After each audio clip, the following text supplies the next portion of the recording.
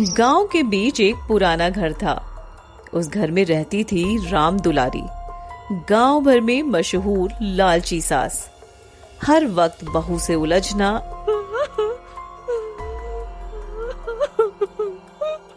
अपने बेटे को भड़काना और संदूक में छिपाए रहस्य को बचा कर रखना, यही उसकी जिंदगी थी। लेकिन एक दिन अवनी, ओ अवनी, सुबह के 4 बज रहे हैं, अभी तक तू उठी नहीं। तुझे रोज बताना पड़ेगा क्या कि गोपाल को खेतों की देखभाल के लिए जाना भी होता है। जी माँ जी, अभी आई। माँ जी की बच्ची, रोज का तेरा यही नाटक है। देर से उठना, दिन भर काम से जी चुराना। माँ जी, रात में काम करके सोते सोते रात के 1 बज जाते हैं। फिर 4 बजे नींद कभी कभी खुलती नहीं, इसलिए थोड़ी देर हो जाती है। तो क्या अब 2-3 आदमियों में तुम्हारे लिए नौकरानी रख दूं क्या? नहीं नहीं माँ जी, मैं अभी सारा काम कर देती हूँ। हाँ हाँ, सारा काम खत्म करके मेरे कमरे में आ जाना। माँ जी, उन्हें जगा दूं क्या? इतनी सुबह जगा कर उसे क्यों परेशान कर रही हो? हाँ, तुझे पता नहीं, गोपाल 6 बजे खेत जाएगा। तो माँ जी, इतनी सुबह मैं क्या करूँ फिर? घर का इतना काम है, वो कर। वो तो रात को ही कर दिया मैंने। ठीक से देख, कहीं ना कहीं कोई ना कोई काम तुझे मिल ही जाएगा। अब जा, मेरी नींद खराब मत कर। अवनी चुपचाप वहां से चली जाती है। इधर उधर देखती है कि कोई काम बाकी हो तो करे, लेकिन अवनी इतना काम करती थी कि कोई भी काम कभी बाकी ही नहीं रहता था। अब बेचारी करे भी तो क्या, इसलिए नींद आते हुए भी वो आंगन के बीच में बैठ गई।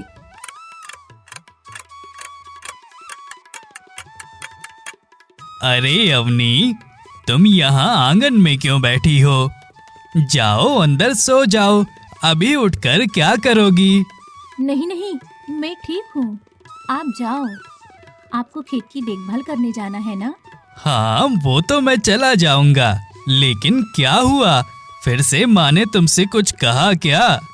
नहीं नहीं, माँ जी ने तो कुछ नहीं कहा। खाओ मेरी कसम। हाँ, माँ जी ने कहा कि 4 बजे उठ जाया करो, भले काम रहे या ना रहे। तभी गोपाल की माँ आती है। अरे गोपाल, तुम उठ गए। अवनी, जा गोपाल के लिए पानी ला। मैंने अभी अभी पानी निकाल कर पी लिया माँ। अरे, तूने खुद से क्यों पी लिया? ये नहीं दी क्या पानी तुझे? हाँ, ऐसी बात नहीं है माँ, ये कमरे में दिखी नहीं तो मैंने खुद पानी पी लिया। अवनी, तुम अंदर जाओ। ये क्या है माँ, तुम दिन भर अवनी के पीछे क्यों पड़ी रहती हो? अगर उससे कोई गलती हुई है, वो काम नहीं करती है तो मुझे बोलो, मैं खुद उसे डांटूंगा। लेकिन सारा काम खत्म करने के बाद भी तुम उसे 2 पल आराम करने नहीं देती, ऐसा क्यों? अरे ऐसी बात नहीं है। तुम्हारे ससुर कितने अमीर हैं, उनकी तो कोई और संतान भी नहीं है, लेकिन फिर भी दहेज में तुझे क्या दिया? इतना कुछ तो दिया। हमारे पास घर नहीं था, घर बना कर दिया। वो खेत भी तो उन्होंने ही दिया है। तो कौन सा एहसान कर दिया? अपनी बेटी के लिए तो सभी करते हैं। मैं तो चाहती हूँ कि तेरे ससुर का जो वो घर है ना, वो भी तुझे दे दे। उनके पास तो इतने पैसे हैं, फिर से नया मकान बना लेंगे। माँ, ये हमारा हक नहीं है। जो उन्होंने दिया वो मैंने शादी में ले लिया। अब वो खुद से कुछ देंगे तो ही लूंगा, मैं कुछ भी मांगूंगा नहीं। ये अच्छी बात नहीं है और मुझे जरूरत भी नहीं है। मेरे पास जो है, जितना है, सब ठीक है। बस आप पैसों के लिए घर की शांति खराब मत करो। हाँ हाँ, सारे फसाद की जड़ तो मैं ही हूँ ना। माँ, ऐसी बात नहीं है। अब मुझे देर हो रही है, खेत भी जाना है।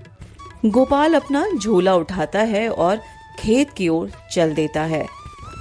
उधर गोपाल की माँ जानबूझकर अवनी को तंग करती है। फिर एक दिन शकुंतला की पड़ोसन उससे मिलने आती है। शकुंतला, ओ शकुंतला, कहाँ हो? अरे चंदा, तू क्या हुआ? आज इधर का रास्ता कैसे दिख गया? भाई क्या करूं, मेरी बहू अपने ससुराल में बहुत सारा दहेज लाई है, उसी को ताले में बंद करके रखना है। रात ज्यादा हो गई है, ताला भी कहीं मिलेगा नहीं, इसीलिए तेरे पास आई हूँ। 2 बड़े बड़े ताले हैं क्या तेरे पास? नहीं, मेरे पास तो नहीं है। हाँ, तेरे पास कहाँ से आएंगे? तेरे पास कोई धन है ही नहीं कि तू ताला लेगी। चल ठीक है, जाती हूँ, रमेश की माँ से मांग लेती हूँ। उसकी बहू ने बहुत सारे गहने लाए थे अपने मायके से। शकुंतला अपनी पड़ोसन की बात सुनकर बहुत गुस्से में हो गई। एक दिन वो बाजार से सब्जी लेकर घर जा रही थी, तभी अलख निरंजन, अलख निरंजन, जो बाबा को दक्षिणा देगा बाबा उसकी मुराद पूरी करेगा। बाबा मैं आपको दक्षिणा दूंगी, लेकिन पहले ये बताओ, क्या सच में मेरा काम हो जाएगा? अवश्य होगा, बताओ क्या समस्या है तेरी? बाबा, मुझे बहुत सारा सोना चाहिए, जो कि मेरे बेटे के ससुर के पास है। मैं चाहती हूँ कि वो सब कुछ मुझे दे दे, ताकि बाकी की जिंदगी मैं शानो शौकत के साथ गुजारूं। अवश्य पूरा होगा, लेकिन इसके लिए तुझे जंगल जाना होगा। जंगल क्यों? वहाँ क्या है? उस जंगल में एक जादुई चाबी है, जिससे तू कोई भी ताला खोल सकती है। किसी का भी ताला खोल सकती हूँ मैं? हाँ। ठीक है, तो आप मुझे रास्ता बता दो, मैं वो निकाल लूंगी। इतना भी आसान नहीं है, जो भी वहाँ गया है हर कोई वहीं का रह गया है। कोई तो रास्ता होगा ना बाबा? एक रास्ता है, तुम अकेले तो वहाँ नहीं जा सकोगी, तुम अपनी बहू को ले जाना। ठीक है बाबा, मैं कल ही जाऊंगी, लेकिन वहाँ जाकर मुझे करना क्या है? तुम वहाँ पहुँचकर नदी पार करना, फिर एक बरगद के पेड़ के पास बहुत पुरानी गुफा मिलेगी। उस गुफा के अंदर तुम चले जाना। अंदर जाने के बाद एक बड़ी सी बरगद की लता मिलेगी, उसे खींचना, वहाँ तुम्हें एक ताबीज मिलेगा। वो ताबीज उस इंसान को बांध देना जिससे तुम धन दौलत लेना चाहती हो। ठीक है बाबा। शकुंतला ने सोचा, मैं अकेले तो जाऊंगी नहीं, अपनी बहू को साथ ले लेती हूँ। शकुंतला घर आती है। बहू, ओ बहू, कहाँ हो? जी माँ जी, अभी आई। क्या कर रही थी कमरे में? कुछ नहीं माँ जी, मैं तो खाना बना रही थी। अरे कितना काम करती है तू। ला, तू आराम कर, खाना मैं बना लेती हूँ। लेकिन माँ जी, आप क्यों? मैं ही बना देती हूँ ना। अरे बेटा, कोई बात नहीं, कभी कभी कोई काम मुझे भी करने दिया कर। जा तू आराम कर। जी माँ जी। और हाँ, कल मैं तुझे बाजार भी लेकर जाऊंगी, तो कल दोपहर का काम करके चलेंगे, ठीक है? ठीक है माँ जी। अवनी ने थोड़ा सोचा कि माँ जी आज ऐसा क्यों कर रही हैं, लेकिन इस खुशी में उसने इतना ध्यान ही नहीं दिया कि पहली बार उसकी सास उसे बाहर घुमाने ले जा रही है।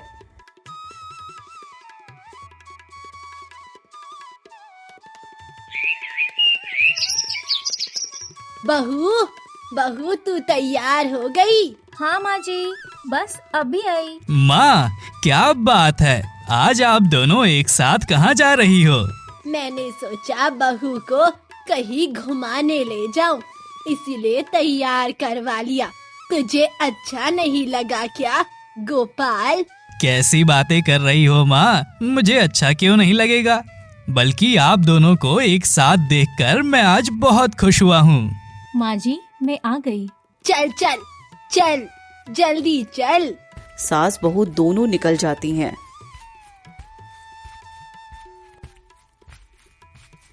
तभी बाजार में अवनी को उसकी बचपन की दोस्त मीना मिलती है।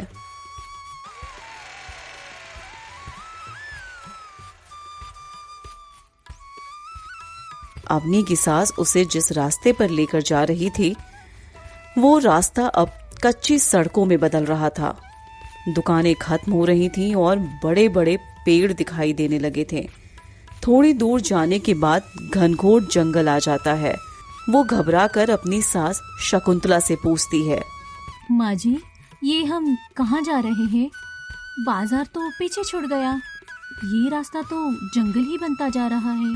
ज्यादा सवाल मत कर, बस चुपचाप चलती जा मेरे साथ। शकुंतला अवनी को अपने साथ ले जाती है। बहुत दूर चलने के बाद एक बरगद का पेड़ आता है। उसके सामने वही गुफा थी जिसका जिक्र उस बाबा ने किया था। माँ जी, ये हम कहाँ आ गए हैं? आपने मुझे यहाँ क्यों लाया है? इस गुफा के अंदर सब कुछ मालूम पड़ जाएगा तुम्हें। जा, वहाँ जो वो पेड़ पर रस्सी जैसी दिख रही है ना, उसे जोर से खींच। नहीं, ये सब मैं नहीं करूँगी, मैं घर जा रही हूँ। शकुंतला उस रस्सी को जैसे ही खींचती है, सास और बहू दोनों के ऊपर एक जाल आकर गिर जाता है और वे दोनों उस जाल में फंस जाती हैं। तभी वहाँ वही बाबा आता है। बेवकूफ औरत, ये तो मेरी एक चाल थी। चाल? कैसी चाल? मतलब ये जाल तुमने बिछाया है? हाँ, ये जाल मैंने बिछाया है। लेकिन क्यों? ताकि मैं अवनी के घर से बहुत सारा पैसा मांग सकूं और जिंदगी भर मुझे कमाना ना पड़े। ऐसा मत करो, हमें छोड़ दो। छोड़ तो मैं दूंगा, लेकिन मुझे पहले पैसा चाहिए। अभी तो मैं जा रहा हूँ अपना भोजन करने, फिर थोड़ी देर में आकर बताऊंगा कि मुझे कितना पैसा चाहिए। बाबा भोजन करने थोड़ी दूर चला जाता है। अवनी अपनी सास से पूछती है, ये आपने क्या किया? मुझे माफ कर दो बहू, पैसों के लालच ने मुझे अंधा कर दिया था। बेटा, मुझे माफ कर दो, ये गलती मुझसे ही हुई है। गलती? कैसे गलती? मैं चाहती थी कि तुम्हारे पिता मेरे बेटे को और धन दौलत दे, इसीलिए मैंने बाबा से कहा कि मुझे कोई तरकीब बताओ जिससे मैं अवनी के पिता से बहुत सारा धन मकान मांग सकूं। अब मेरी गलती है, अगर मैंने ऐसा नहीं किया होता तो आज मैं भी इस जाल में नहीं फंसती। तुम्हें फंसाने आई थी, अब खुद भी फंस गई। नहीं माँ जी, ऐसा मत कहो, कोई ना कोई रास्ता निकल ही जाएगा। अब क्या रास्ता निकलेगा बहू? तुम कैसे भी करके भाग जाओ, मेरी फिक्र मत करो। गोपाल तुम्हारी राह देख रहा होगा। माँ जी, आपको लिए बिना मैं यहाँ से नहीं जाऊंगी। मेरी फिक्र मत करो, मुझे जितनी जिंदगी जीनी थी मैंने जी ली, अब मेरे आगे पीछे है ही कौन। नहीं नहीं माँ जी, मैं कुछ करती हूँ। अवनी और उसकी सास ने मिलकर बहुत कोशिश की, लेकिन उस जाल की पकड़ इतनी मजबूत थी कि बिना किसी औजार के उसे काट पाना मुमकिन ही नहीं था। जो हुआ सो हुआ, लेकिन यहाँ से निकले कैसे? उधर दोपहर से रात हो गई।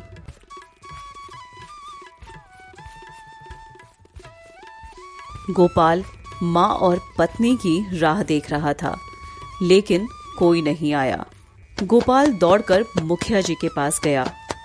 मुखिया जी, मुखिया जी। अरे गोपाल, क्या हुआ?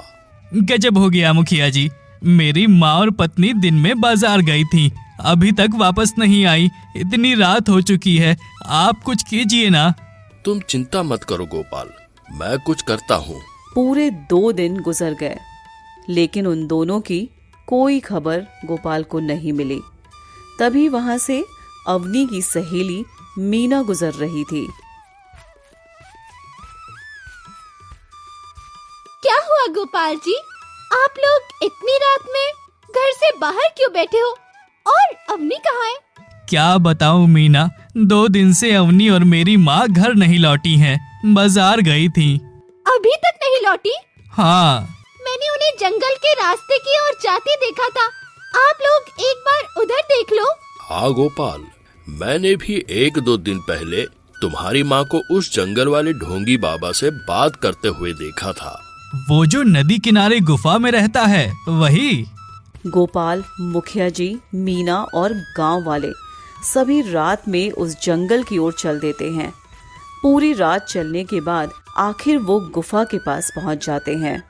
गोपाल, यहाँ तो कुछ भी दिखाई नहीं दे रहा है। हाँ, अगर माँ यहाँ होती तो आवाज तो लगाती। कहीं और आगे तो नहीं है ना? मुझे तो लगता है वो दोनों यही गई है। मुझे ऐसा आभास हो रहा है। अब कहाँ ढूंढे गोपाल, पूरा जंगल तो छान मारा। अवनी और शकुंतला गोपाल के सामने उस गुफा में ही थी, लेकिन उसे दिखाई नहीं दे रही थी। अंधेरा इतना ज्यादा था, ऊपर से बाबा दोनों के मुंह पर पट्टी बांध रखी थी ताकि वो आवाज ना कर सके। चलो चलो कहीं और देखते हैं। गोपाल उदास मत हो, चल दूसरे खेत की ओर चले। गोपाल, मुखिया जी और मीना और बाकी गांव वाले थक हार कर वापस जाने लगे। तभी गोपाल को अवनी की चप्पल मिली। मुखिया जी, रुकिए। क्या हुआ गोपाल? ये देखिए, अवनी की चप्पल। यानी अवनी यही कहीं है। वो देखो, अवनी की दूसरी चप्पल। ये चप्पल तो गुफा की ओर जा रही है। जैसे ही गोपाल गुफा के अंदर पूरा घुस गया, तभी उसे अवनी और उसकी माँ शकुंतला दिखाई दी। माँ, अवनी, तुम दोनों इस जाल में? किसने किया ये सब? उस बाबा ने। आज मैं इस बाबा को छोड़ूंगा नहीं। पूरे गांव के लोग मार मार कर उस बाबा को गांव के जंगल से निकाल देते हैं। देखा माँ, लालच का फल कैसा होता है। आज तुम्हारी जान जाते जाते बच गई और उसी लालच की वजह से उस बाबा को हमेशा के लिए इस गांव से निकाल दिया गया। इसलिए जो भगवान ने दिया है उसी में हमें खुश रहना चाहिए। शकुंतला को अपने किए पर पछतावा होता है।